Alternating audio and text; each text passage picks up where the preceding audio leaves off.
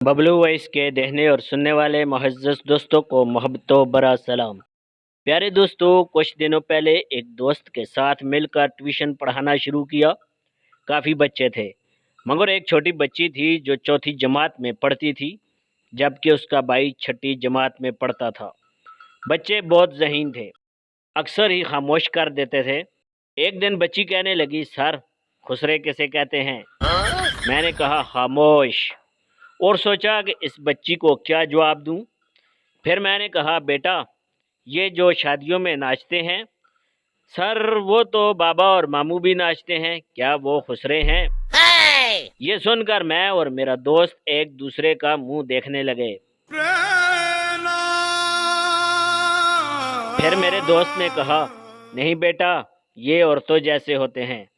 تو بچی نے کہا، اچھا، ہماری پھپھو بھی شادی میں خسرا لگتی ہے۔ ایک دن ممانی کہہ رہی تھی کہ شائستہ ایسے تیار ہوتی ہے جیسے خسرا ہو۔ وہ اپنے گھر کے حالات بیان کرنے لگی۔ پھر میں نے کہا، نہیں بیٹا، یہ وہ مرد ہوتے ہیں جو زنانہ لباس میں ڈھول پر ناچتے ہیں۔ اس پر بچی نے کہا، سر سبھی ڈھول کی آواز پر ناچتے ہیں، واشنگ مشین کی آواز پر کون ناچتا ہے؟ یہ سن کر اب میرے چراغوں میں روشنی باقی نہ رہی۔ میں نے پھر آخرکار پوچھا، بیٹا یہ لفظ سنا کہاں سے ہے آپ نے؟ یہ بڑی اچھی بات کہی آپ۔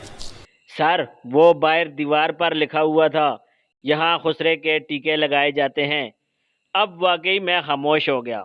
بیٹا یہ خسرا نہیں، خسرا ہوتا ہے۔